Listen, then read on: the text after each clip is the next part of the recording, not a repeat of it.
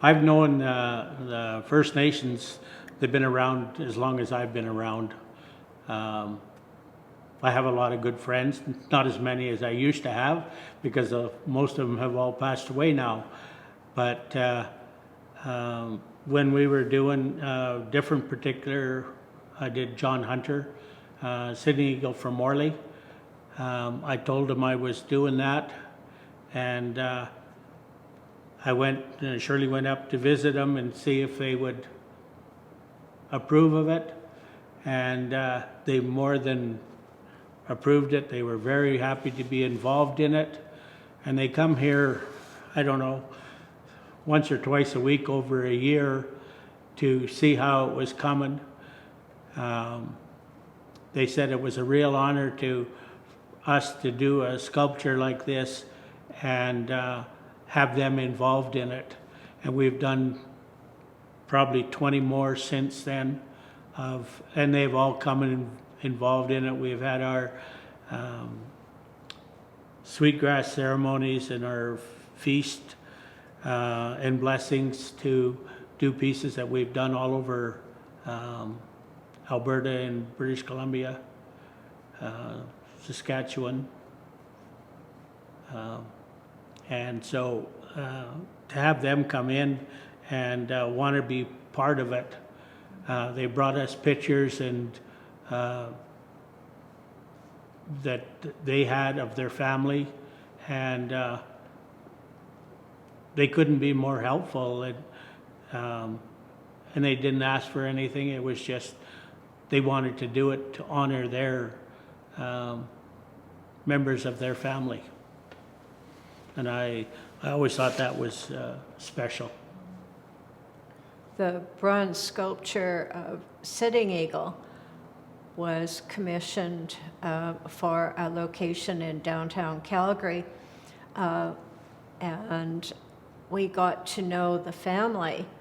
They're Chiniki, and they were so helpful when they realized how serious Don and I were about getting it right. When we were first contacting the descendants of John Hunter, it was a result of a photograph that my father had taken at Banff Indian Days of Sitting Eagle, John Hunter. Another name he had was Arwapta.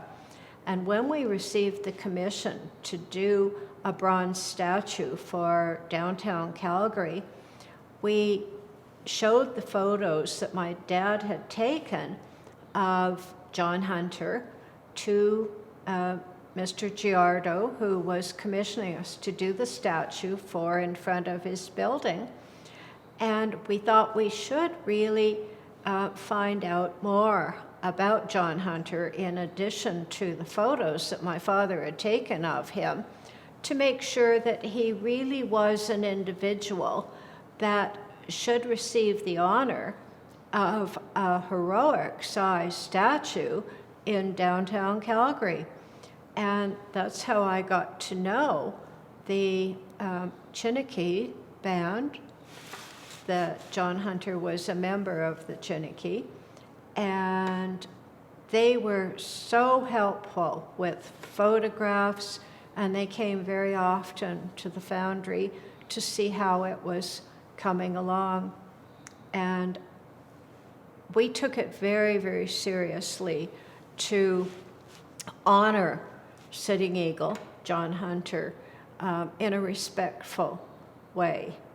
And his descendants and the people from Morley were always welcome to come here and see the progress.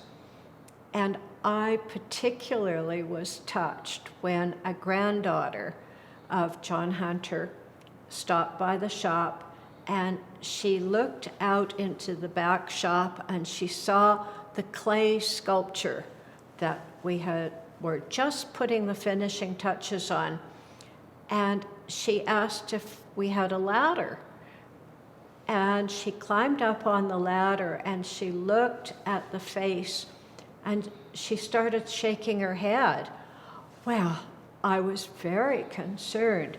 She came back down and she's shaking her head, and she said, "I never thought I would see Granddad alive again." And that was a result of seeing the clay model.